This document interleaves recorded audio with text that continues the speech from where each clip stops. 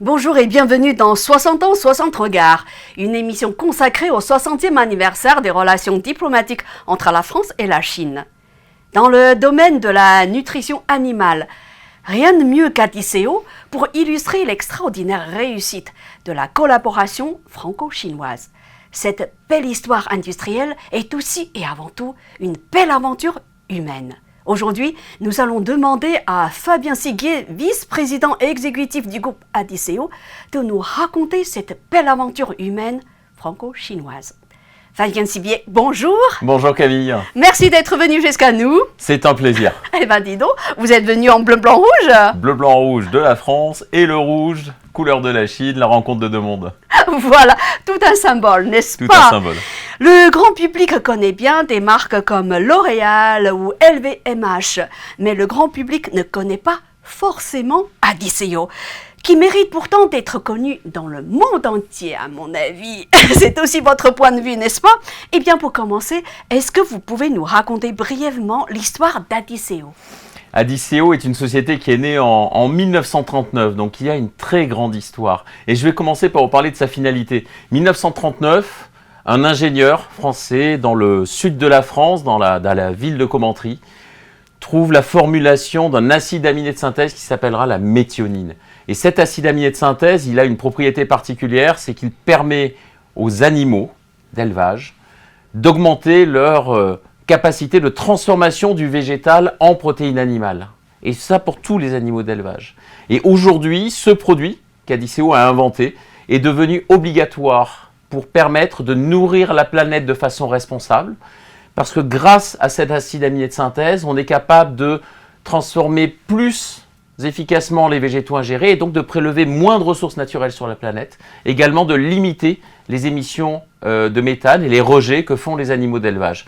Et tout ça en nourrissant une planète finalement qui ne cesse de croître et de grandir. C'est à ça que sert Adiceo et que servent les productions d'Adiceo. Et de 1939 à 2006, Adiceo a connu une croissance intéressante mais limitée en termes de territoire géographique, plutôt centralisée sur l'Europe à cette époque. Sur l'Europe, hein. Alors, donc la France, puis l'Europe, c'est-à-dire que non seulement Adiceo existait à l'époque, enfin je vais dire entre 1939 et 2006, sur le territoire français, après ça s'est étendu au territoire européen, c'est ça? Exactement, l'histoire d'Adiceo a changé complètement à partir de l'année 2006. Pourquoi l'année 2006? Parce que l'année 2006 est à la fois une histoire de, finalement, une rupture et un modèle économique qui ne fonctionnait plus avec la taille d'Adiceo, avec les prix des matières premières à l'époque.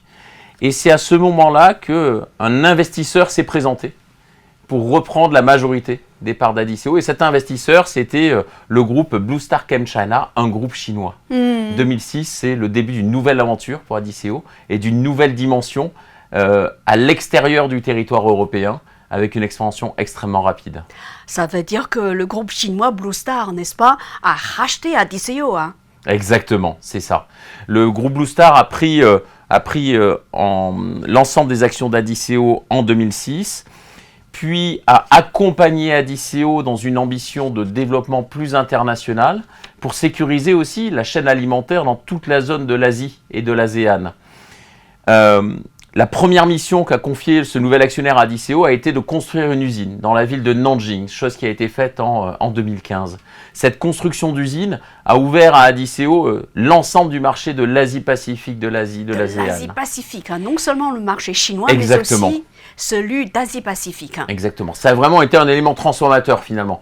Ça a été un élément transformateur qui a conduit à tripler le chiffre d'affaires en peu de temps du groupe Adiceo suite au rachat. Et ça a été un tel succès que tout de suite derrière, l'idée est venue pour poursuivre cette belle aventure d'introduire Adiceo en bourse, à la bourse de Shanghai. Et Adiceo est devenue la première société internationale introduite à la bourse de Shanghai avec succès, puisque le prix de l'action a été multiplié depuis par 10. Donc avec un succès fabuleux, voilà, depuis l'introduction, l'origine de l'introduction. L'introduction s'est faite en quelle année alors? L'introduction s'est faite en 2015 à la bourse de Shanghai, voilà, hein. Juste après l'ouverture du site, du premier site industriel sur Nanjing. Pour l'instant, vous avez combien de, on va dire, sites industriels en Chine?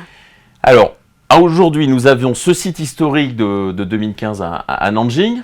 Il a été doublé par un deuxième site sur la ville de Nanjing également, parce qu'on bénéficie d'un accompagnement exceptionnel de la province, et de la ville de Nanjing et du parc chimique de Nanjing. Et nous avons d'autres projets en cours, bien entendu.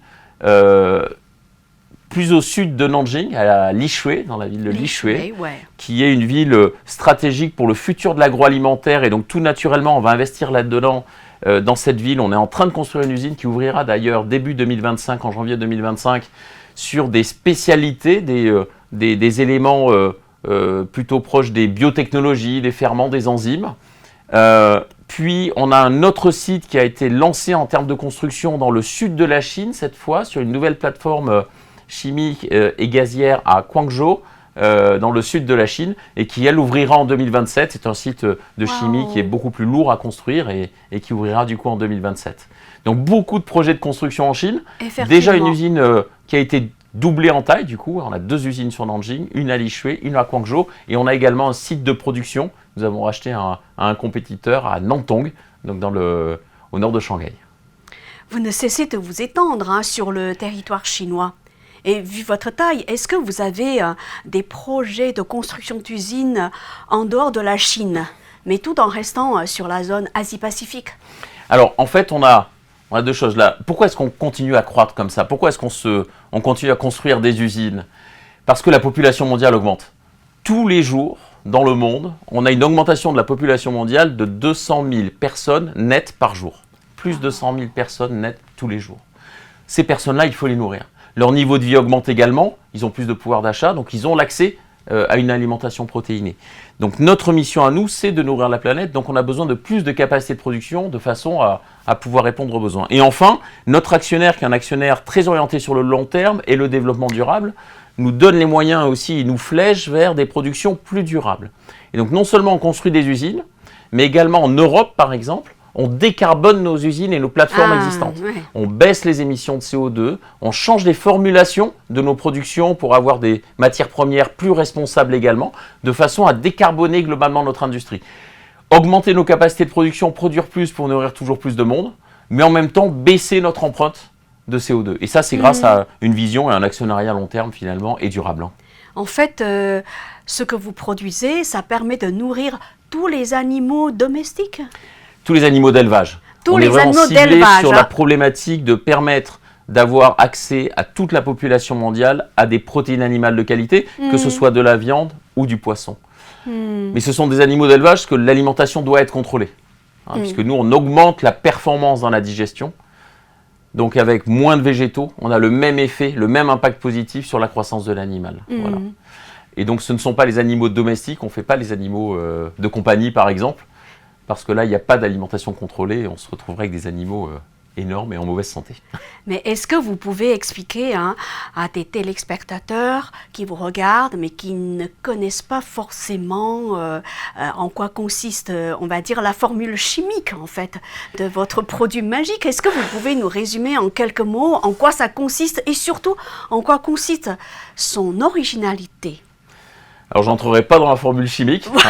On ne va pas faire un cours de chimie, mais cependant, globalement, un estomac, naturellement, n'a pas la capacité et n'a pas assez de petites clés pour déclencher la digestion de tous les végétaux, de 100% de ce qui est ingéré dans un estomac.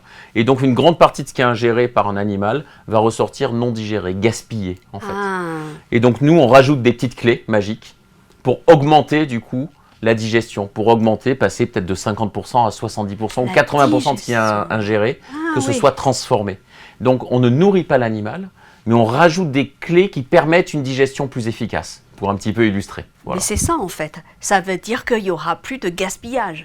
Exactement, on réduit le gaspillage, on réduit les prélèvements de végétaux sur la planète pour nourrir toujours plus de monde, mais en étant plus responsable, en ayant moins de prélèvements. Et comme l'animal digère mieux et plus, il émet également moins de gaz à effet de serre. Un des gaz à effet de serre, une des sources du gaz à effet de serre, ce sont les émissions massives de méthane par les bovins, par exemple, par les ruminants. Donc, on réduit les émissions derrière également parce qu'il aura une meilleure digestion. À votre avis, Fabien Siquet, pourquoi le groupe chinois Blue Star a misé sur Adisseo? Est-ce qu'au moment du rachat, c'était en 2006, hein, C'est ça. il avait d'autres choix, par exemple, en France? Pourquoi avoir misé sur Adisseo oui, et pourquoi toujours miser sur Adisseo d'ailleurs? Oui. Et aujourd'hui par nos actionnaires hein, qui investissent à la bourse de Shanghai, qu'on invite toujours à investir. Vous vous êtes posé la question forcément. Pourquoi investir? Tout simplement parce que nous sommes pas une industrie de production de chimie ou de biotechnologie, mais notre finalité est de nourrir la planète. C'est une finalité qui a plein de sens d'abord, et c'est une finalité qui est indispensable pour tous les pays pour sécuriser leur chaîne alimentaire également. Pourquoi est-ce que Blue Star a choisi en première acquisition internationale et qui a été un véritable succès Adisseo? C'est justement pour une sécurisation de la chaîne alimentaire également en Chine. Le fait d'avoir une usine en Chine sur le sol chinois capable de produire de la méthionine permet de sécuriser toute la chaîne alimentaire de l'élevage. Voilà.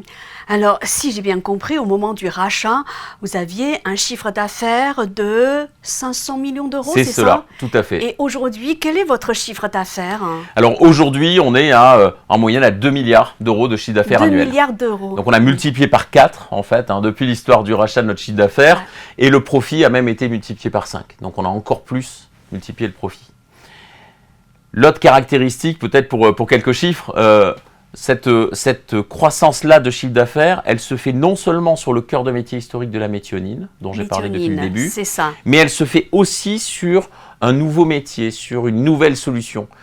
Toujours dans cette logique de durabilité, notre actionnaire nous demande de pouvoir toujours nourrir la planète demain avec des nouvelles technologies qui soient complètement décarbonées. Et donc nous avons investi énormément depuis 2018 dans les biotechnologies. Nous avons investi énormément dans la recherche cellulaire aussi, la création de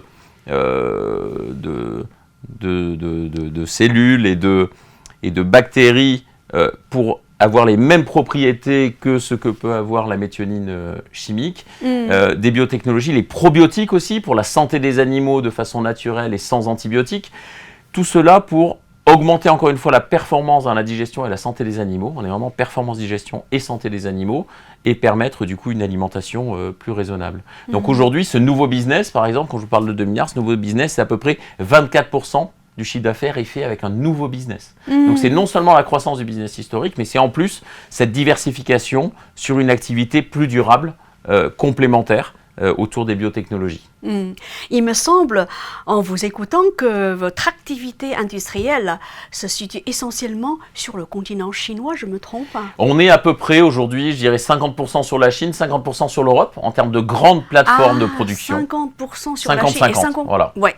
Et en Chine, c'est essentiellement la production de méthionine, alors?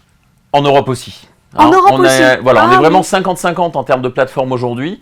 On est 50-50 également en termes de localisation, de recherche et développement innovation. 50% en France, 50% en Chine, de la même façon. On est vraiment en miroir. Et pourquoi est-ce que c'est important pour nous? Justement, pourquoi? Exactement. Pourquoi c'est important pour nous de conserver ce miroir? Pour 2 raisons. Pour la production, tout simplement, déjà pour permettre de livrer le monde entier.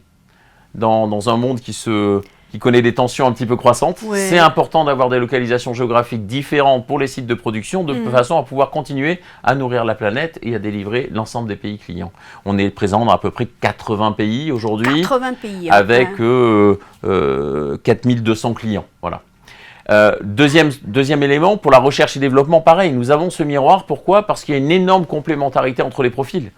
La réflexion, le mode de recherche, les focus que peuvent avoir les chercheurs chinois, de par leur formation, leur histoire, n'ont rien à voir avec les chercheurs français et en même temps sont extrêmement complémentaires. La France a, de par sa formation, une recherche fondamentale excellente, une recherche dans l'absolu, théorique, fondamentale. La Chine a, de son histoire et de sa formation, une recherche appliquée, efficace, excellente aussi. En combinant les deux, on a les deux mondes en fait, on a le meilleur des deux mondes. Et donc c'est pour ça que c'est important pour nous de garder ce miroir et ce parallèle entre la France et la Chine. Les deux se nourrissent en permanence. Voilà. Oui, alors je crois savoir qu'en avril 2023, Jean-Marc Dublanc, CEO d'Adisseo, a reçu le prix de l'amitié 2022 du gouvernement chinois, n'est-ce pas? Que signifie ce prix pour vous? Alors, ça signifie beaucoup pour la société Adisseo, pour le groupe Adisseo. Ça signifie beaucoup aussi pour Jean-Marc, avec le parcours exceptionnel qu'il a fait au sein du groupe. Jean-Marc a rejoint Adiceo en 2010. Il a pris la tête d'Adiceo, CEO du groupe Adiceo en 2010. Il a accompagné toute cette transformation en fait du groupe. D'abord l'internationalisation, puis dans une deuxième étape le virage vers des technologies durables alternatives, et toujours en insufflant ce respect des différences, ce respect des cultures, de ne pas être choqué de la différence de l'autre, mais d'apprendre de l'autre finalement, de prendre le temps d'apprendre. Et il a insufflé ça dans toute l'organisation. Et je pense qu'on doit beaucoup à Jean-Marc. C'est cet esprit en fait qui a été diffusé partout. C'est cet esprit qu'on continue à diffuser également et qui a fait le groupe, je pense, le succès du groupe Adiceo. Et être reconnu pour ça, pas seulement pour les chiffres économiques finalement, mais pour la capacité à plusieurs pays, des cultures aussi différentes, à travailler ensemble pour un bien collectif qui est nourrir la planète. Je trouve que c'est une reconnaissance, c'est bien d'avoir été reconnu pour ça, on est très fiers d'avoir été reconnu pour ça. La reconnaissance de Jean-Marc et Eric sur tous les collaborateurs dans tous les pays. Et voilà, c'était un très très bel événement. Comment expliquez-vous l'extraordinaire réussite d'Adiceo alors? C'est un bel exemple de collaboration franco-chinoise. Je pense que quand on reprend justement, et comme vous m'y avez invité Camille, l'historique, on s'aperçoit que c'est une histoire qui dure de 2006 jusqu'à aujourd'hui 2024. C'est une longue histoire. Je pense que ce temps long est indispensable. De 2006 à 2017, globalement, très peu de changements dans la gouvernance. On était resté une équipe ici sur Antony, même si on avait quelques échanges. On a pris le temps de se connaître et les équipes ont pris le temps de se connaître. Pris le temps de se rencontrer, de comprendre les différents, de se découvrir doucement, étape par étape, petit pas par petit pas. Je pense que ça, déjà, par rapport à des acquisitions un peu brutales, immédiates ou autres, c'est un point clé du succès. Parce que naturellement, la première action, quand on a quelqu'un de différent de nous, ça va être la peur, ou le retrait. Et alors que quand on prend le temps de se comprendre et communiquer, on peut trouver toutes les richesses dans les différences qu'on a. Je pense que c'est le premier point. Le deuxième, j'illustrerai peut-être avec un projet plus récent et sur lequel notre directeur industriel François Mayos était venu témoigner. Je me souviens, suite au lancement, il y a 2-3 ans, c'est ça, suite au lancement de la deuxième usine à Nanjing. Et je me souviens de quelque chose qu'il avait dit pour illustrer, et je trouve que c'est vrai dans à peu près tous les domaines chez nous, cette complémentarité de compétences et de formation. Je l'ai évoqué rapidement sur la recherche et développement, mais c'est pareil dans l'industrie, c'est pareil dans le projet. Nos ingénieurs français dans l'industrie, dans les projets, sont excellents en planification industrielle. Toutes les tâches qui doivent être faites sur les 2 prochaines années, sur un projet, etc. Très cartésien. Très cartésien, rationnel. Je pose, et très théorique aussi quelque part. Mais je pose des briques théoriques, etc. En Chine, on a une autre caractéristique qui est excellente, qui est la réactivité à l'imprévu. Réagir, trouver une solution dans l'instant, etc. Même si rien n'est planifié, on va toujours trouver une solution. Très souple. Voilà, exactement. Ouais, très souple, ouais. Ces deux éléments mis ensemble sont fabuleux, parce qu'une planification qui s'exécute pas bien, c'est l'échec, et que de la réactivité sans planification, c'est un échec aussi. On a construit notre deuxième usine, pour l'anecdote, on a construit notre deuxième usine en 2 ans pendant le Covid, 2020-2021. Pendant le Covid, hein. Et on a réussi à la faire dans les délais et dans le coût. Et grâce à ça, parce qu'il y avait ce plan prévu, et qu'on avait à côté, par les Français, et on avait à côté la réactivité des Chinois, face à tous les imprévus, bien sûr, auxquels on a dû faire face pendant le Covid. Et grâce à cette complémentarité, encore une fois, on a réussi à sortir cette usine. Et je dirais ça s'applique un petit peu partout, voilà, un petit peu dans tous les éléments, finalement, de notre histoire. Eh bien, comment avez-vous découvert sur le terrain la réactivité de votre équipe chinoise? Et comment, eux, ils vous ont découvert? Et c'était vers quel moment? Alors j'ai eu plusieurs vies en Chine, dans plusieurs entreprises. On va dire que chez Adiceo, ça a été toujours pareil, c'est le temps du... Peu importe la théorie ou ce qu'on a fait, c'est la relation qui va compter d'abord. Et donc c'est énormément de temps d'investissement à connaître les gens. Je me souviens, je raconte souvent cette anecdote que avant d'avoir en cadeau mon nom chinois par un ami chinois très cher de Wuhan, ça lui a pris 5 ans, ça nous a pris 5 ans de relation avant qu'il me donne mon nom. Voilà. Et c'était vraiment comme un cadeau et une reconnaissance. Le relationnel prime, je dirais. Et donc, un conseil pour mes collègues industriels, quelque part, et un petit retour d'expérience, c'est le temps investi sur le relationnel, un, c'est du plaisir, et deux, c'est primordial. Voilà. Commençons par le relationnel avant d'enchaîner ensuite sur du projet ou du business. Voilà. Dernière question, est-ce qu'il y a eu des moments d'incompréhension, vous avez rencontré des difficultés ou pas dans la gestion de vos relations avec les Chinois que vous ne connaissiez pas forcément? Et si oui, comment avez-vous trouvé des solutions alors? Il y a toujours des moments d'incompréhension. Ben oui, justement. Toujours. Ouais. Des moments de surprise aussi, tellement on peut être décalé en termes d'histoire, de spiritualité, de culture. Exactement. Moi, je me raccroche à mes lectures d'Antoine de Saint-Exupéry, Lettre à un otage, qui résume très bien la chose en disant « Si tu es différent de moi, loin de me menacer, tu m'enrichis en fait. Hein ». Et donc, en se référant à ça, l'essentiel est de ne pas être effrayé de la différence, comme je le disais, et d'aller creuser, d'aller comprendre pourquoi. Et ensuite, pour le gérer au quotidien et essayer d'avoir des points de convergence, c'est arriver à trouver ces éléments qui forment le plus grand dénominateur commun finalement. Qu'est-ce qui est le plus grand dénominateur commun? Pour nous, chez Adiceo, on l'a intitulé le code d'éthique finalement. Ce sont les comportements attendus, ce sont les pratiques attendues dans les relations entre les êtres humains, dans les relations avec le business extérieur également, qui sont le minimum commun que l'on veut dans l'ensemble de nos pays. Puisqu'en fait, on a des collaborateurs pas seulement entre la France et la Chine, on a des collaborateurs dans une 50aine de pays dans le monde, aussi différents que les États-Unis, les Émirats arabes unis ou l'Afrique du Sud. Donc, on a des collaborateurs vraiment partout dans le monde. Et donc, cet élément de trouver le plus grand dénominateur commun, c'est non seulement pour les relations avec la Chine, mais c'est au global pour que toutes ces nationalités, toutes ces populations arrivent à travailler ensemble. Et finalement, pour une finalité commune qui est dans la nôtre évidente et très engageante, qui est nourrir la planète. Eh bien, merci beaucoup Fabien Siquet pour votre si brillant témoignage. Merci beaucoup Camille, c'était un plaisir. À bientôt. À très bientôt.